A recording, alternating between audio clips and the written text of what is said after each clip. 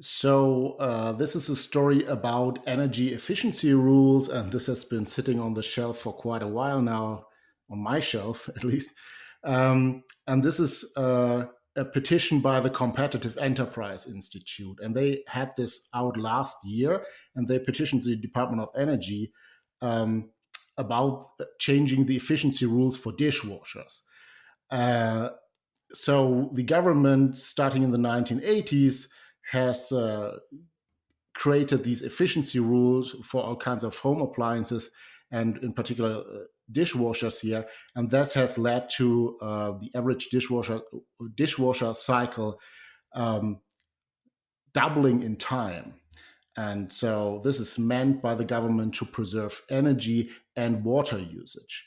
And so this, of course, then made a lot of consumers not so happy because the performance of these home appliances went down, and also the results weren't as good as previously. And so the Competitive Enterprise Institute asked the Department of Energy to change that. And what they did was they didn't really roll back the energy efficiency regulations. What they did is they said they will create another category of dishwasher where dishwashers that use more energy and more water are available to consumers. And so, just the basic physics behind that is if you are increasing the heat of a gallon of water in your dishwasher at a in shorter time, you need exponentially more energy. So by stretching out the time the dishwasher takes, this will save energy of for this service of getting your dishes washed. And so you also need a little less water for that. And so this is sort of a micro regulation of your daily life.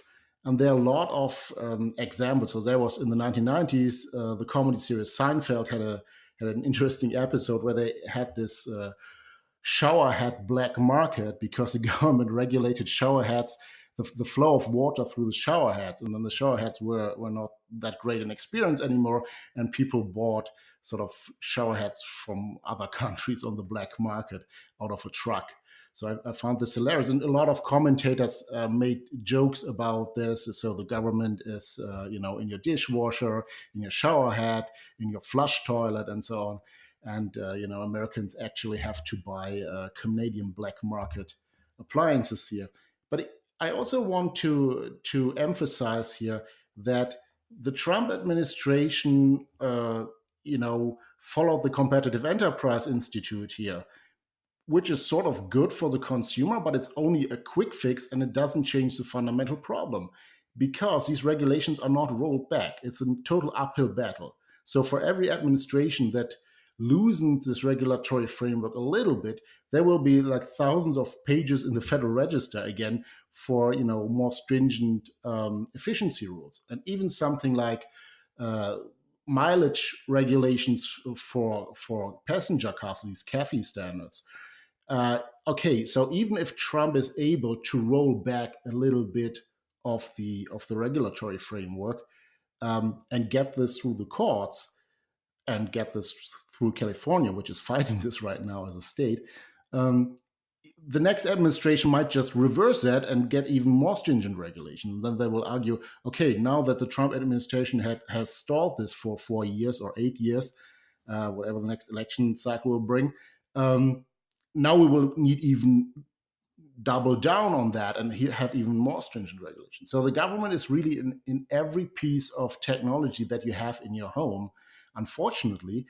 And the bureaucrats cannot possibly know what kind of shower head or dishwasher or car you need, and they will just make this one size fits all regulations for all the home appliances. It's not even clear to me that this will save energy or CO2 emissions or whatever the goal of the government is overall. Because think about this: when I buy a new refrigerator, the government will have regulated the level of insulation this uses in an attempt to decrease the overall electricity use in my household, right? But what then happens is that some Chinese manufacturer has to put a lot more energy and material into the refrigerator. Does this increase or decrease the total life cycle energy use?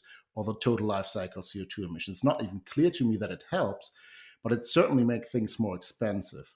And so, yeah, good work by the Competitive Enterprise Institute to get this little victory, but we shouldn't, see this as something else, as a little victory in a very brutal uphill battle that we are currently losing.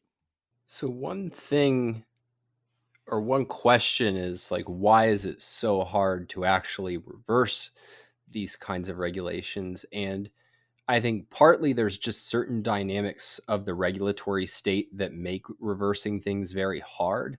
But in particular, what you have here is a situation where one side is saying, like, look, this is, good for the environment.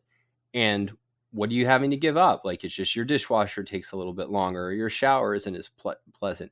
And I think part of what's going on is that there's a real contempt for human pleasure and human happiness. Like that is not given any moral weight. But if you just think of like the thousand little things that make your life worse, like that adds up to your life is worse.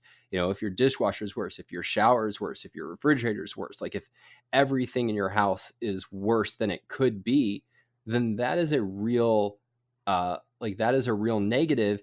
And even like the fact that something like, so this is not like this one regulation should be considered an outrage, but it should be considered annoying. And what's outrageous is that there's not sufficient value on human beings' enjoyment of life. And so instead, what we're getting is a world where like the only things that count as innovations are doing everything worse. Like if you can make a worse car that runs on batteries, and if you can make a worse dishwasher that takes less energy, like that's a real innovation. And then if you take what, in my view, are real innovations, like we had a story about potentially real flying cars, it's, oh, well, that's bad because it increases CO2. Or, I mean, take innovations like in the oil and gas industry that have given us greater access to energy. Like that's, no, that's obviously bad. And so I think it's our inverted moral priorities where we're putting a priority on not impacting things and no priority on human enjoyment and human pleasure. And uh, I think so long as that is the case, then it is very hard to fight these things because one side has the high ground and the side trying to roll them back does not.